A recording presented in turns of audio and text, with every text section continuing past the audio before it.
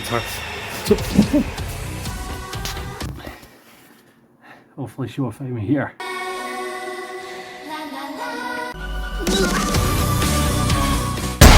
My loyal fans! Hey, hey!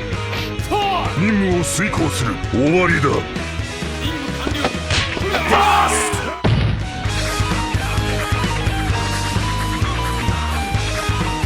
We are finishing the spooky trilogy with a fun grappler that's unique for being a horror-themed one within their world. I also explore how she approached the grappler game plan with a unique jump scare twist and a constant idea of being countered. What's up, fellas? Patriarch Panda here. Hope you guys have been enjoying the skets, enjoying Halloween and all that stuff, but this will be the last one for not only Halloween but for Killer Instinct, as this will be the last grappler we're going to cover for it. If you guys have been enjoying, be sure to like and subscribe. It means a ton. We're trying to get 5k subs to cover a fun version of Zangief. And if you guys want to support me, make sure to check out the membership system. It is something that you can do if you feel like donating, basically help me out, because money's been tight. This is a Halloween costume I got 2 years ago. So let's get started by talking about what does a grappler want. Yes, shoot! A grappler tends to have a very awkward neutral game, but can make up for it for when they get up close.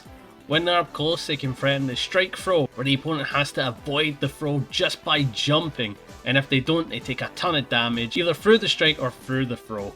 This is a classic for grapplers. We're weak, but once we're in, we are in. Now that you guys know what a grappler does, it's time for the game of today, which I'm going to say, if you've seen these previous 2 videos, you do not need to watch this next bit. But if you haven't, it will be from something of good bit ago, so you won't see the Halloween fit, but it will tell you everything you need to know about the game. But if you do know the game, use the chapter system. So it's time to enter your set, and for the last time on this channel, Killer Instinct!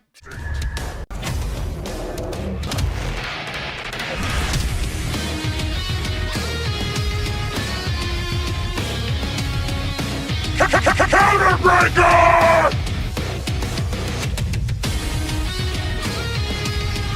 Next touch will do it! Oh my god! Justin Wong goes right! Counterbreaker!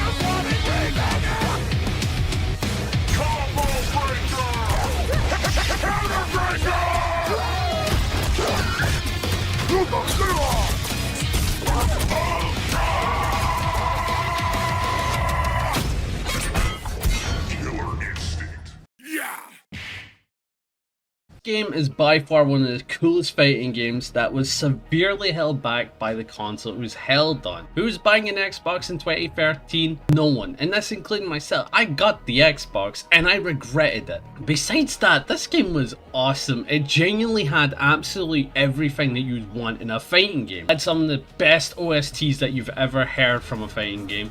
It had rollback netcode, a training mirror system where you can find AI that adapts over time. That's right, Tekken and all that. Step aside, Killer Instinct did it first. A full-fledged training mode, which is 100 times better than a lot of the modern ones that you see in like Strive and that. This one had a proper training mode that showed you hitboxes and that. Customization for every character, including colors, cosmetics, you name it. And character variety that honestly rivals Strive with how diverse the roster is in terms of gameplay. And the game had some very fun cameos as well if you're an Xbox kid growing up, like General Ram, Rash, or the Arbiter. Game systems were sick, and that's the main thing that I'm looking forward to getting into. Is like, god damn, the game was sick, never mind playing the characters. It was probably the most interactive fighting game ever, and the announcer, the hype man commentator, made this very well known to you when playing the game. The game told you its mechanics right away.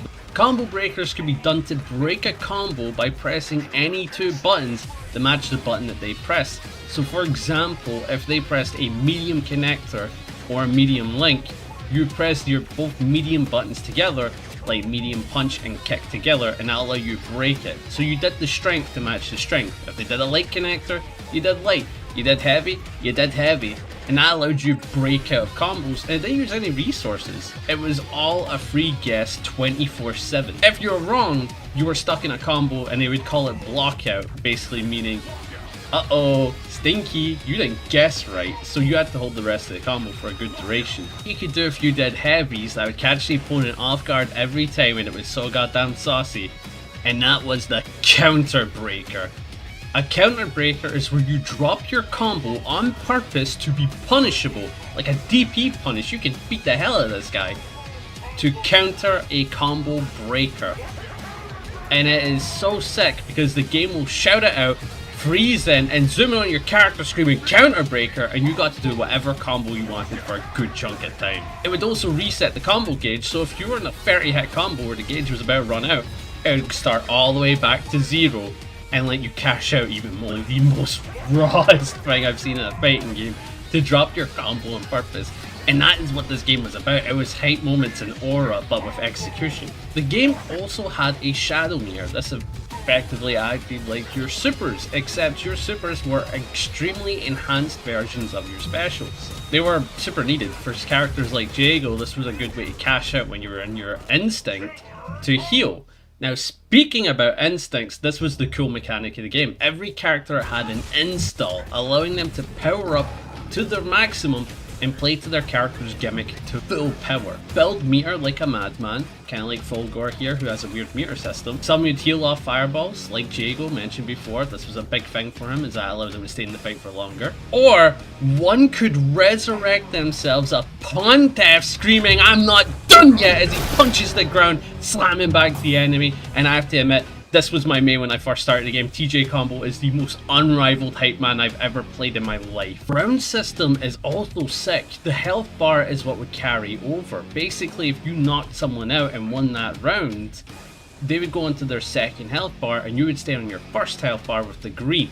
If you won with this green, the game would also give you a different victory called the Supreme Victory. It meant that you didn't give up much, and the only difference with having your health bar being in the green compared to red was none. It was a flex. It showed that you didn't die, you didn't get hit much. And this was actually a cool way to make it so games didn't feel as long as with other fighting games. When you win the round, both of you reset back to your first health bar. So this was like a very unique mechanic that kind of punished people for losing a round, but at the end of the day, if you knock them off their first health bar, they move right straight down to their second one. The one thing, if you want to do the ultimate finish, you had to be in the green health bar. And if you got to that, you got to do a super specific finisher to kill your opponent. And some of these range from pretty cool to, oh my god, it's like those animations. They're so beautiful, they're so cool. And they had a ton of variants to them, but unfortunately not every character got an ultimate. Sad as it is to say. One thing that you can do to disrespect the hell out of your opponent was the ultras. If you landed a combo and the opponent was in this health bar, you could end the round right there and then by doing an ultra and stopping. However, big however, you could let the ultra rock and try to do a pickup again, let the ultra rock, try to do a pickup again, let the ultra rock. You can make your opponent sit there for 1 minute and 40 seconds watching a 200 hit combo. This game is awesome. We stuck with the mentality the Mortal Kombat devs did, which was if you want to disrespect upon someone, instead of having a dizzy mid-game like Street Fighter does, in this game they decided to give you the dizzy after you won the game, which again, fun design. There's a reason why we like fatalities, there's a reason why we like the ultra combo system. That's Killer Instinct. This game has so much goddamn potential and energy and hype. It's genuinely the coolest game ever in terms of just that raw hype energy, and there was a ton of interactivity. Potential to make the comeback. Time for the scary grappler of today. Haunting memory of a ghost once dead. Begin to feel the grasp of dread. Hisako! ここは私の家であり、そこに武士が現れ、略奪と殺人、私の家族、すべてを奪っていった。その数はさらに増し、墓場さえも荒らした。奴らめ。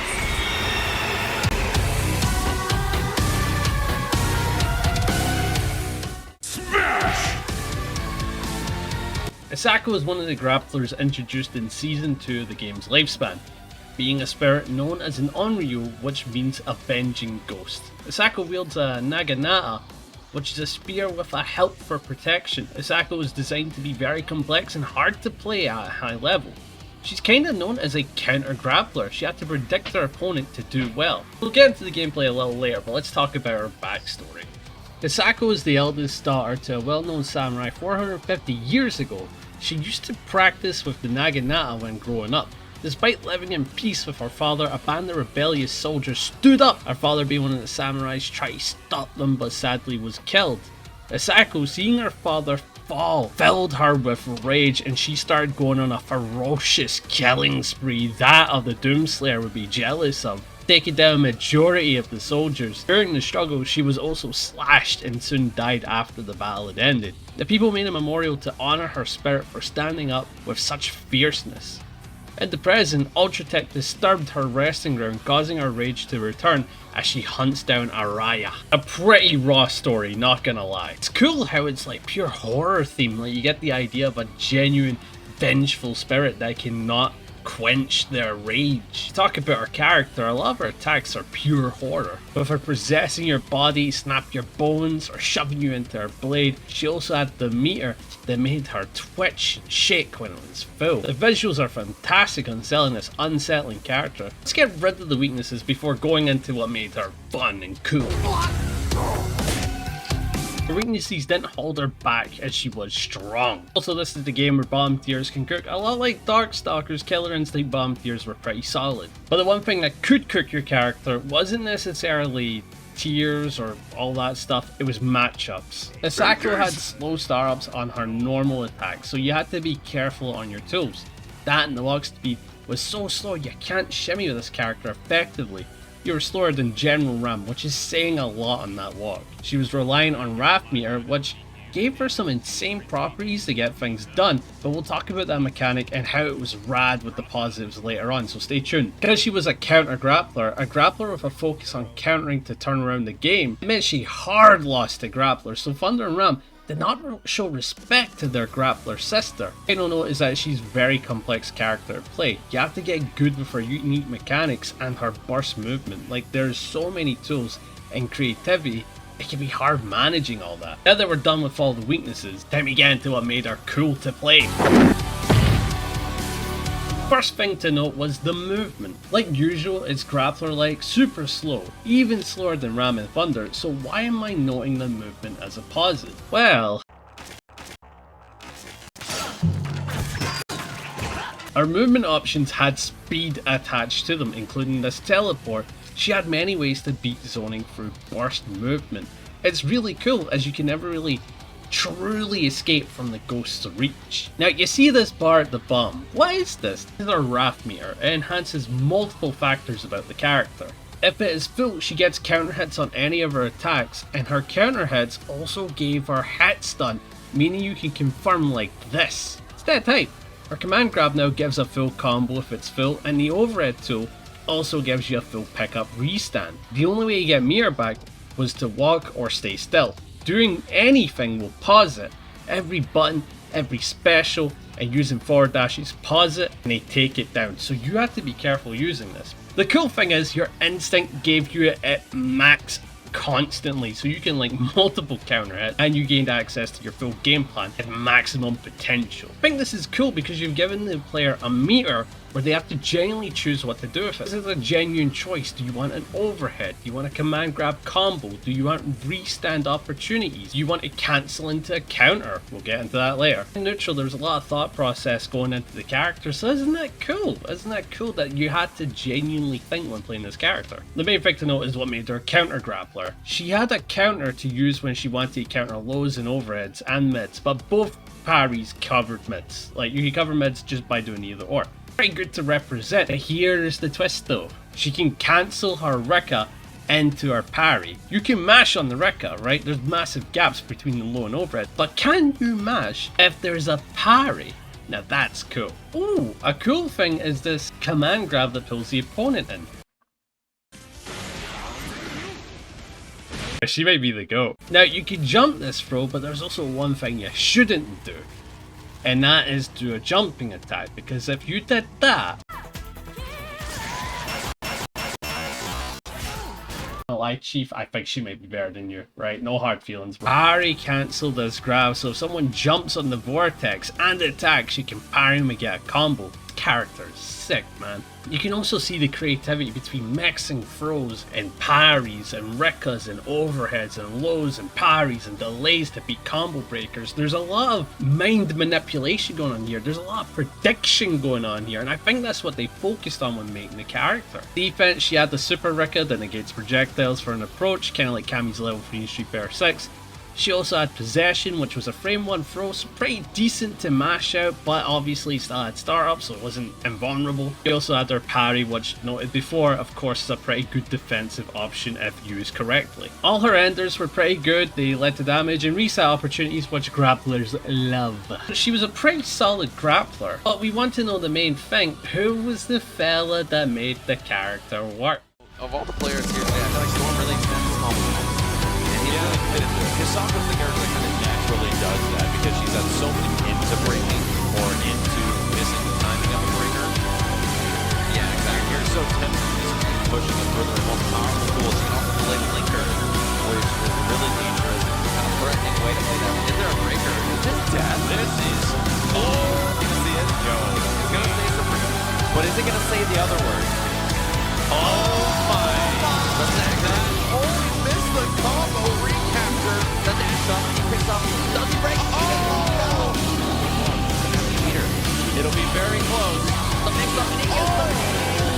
Almost off. Fucking counterbreaker!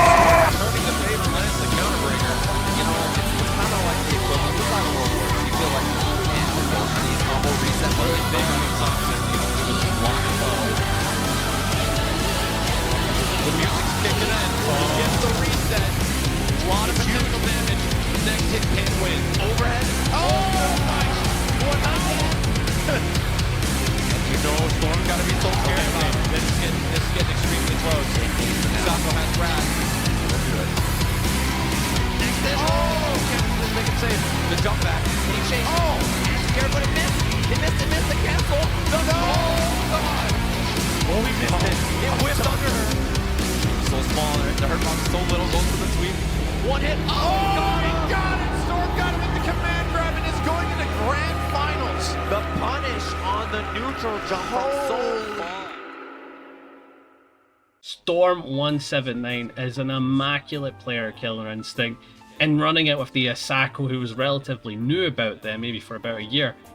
You gotta give him props for standing out with such a character, because not many people were playing her in the meta. Don't get me wrong, people did play her, but not to the extent of someone like Araya, or hell, even Aganos, believe it or not. It's so cool to see this character designed to be a grappler that mixes in both grabs and counters. I think it's very awesome because at the end of the day, you don't really see this blend on a character. You may see a grappler that has one counter, you may see a counter character of one grab, but this was a grappler designed to be a counter. You know, they often say that grapplers are predictors. They can understand what their opponent's going to do. They understand mental stack.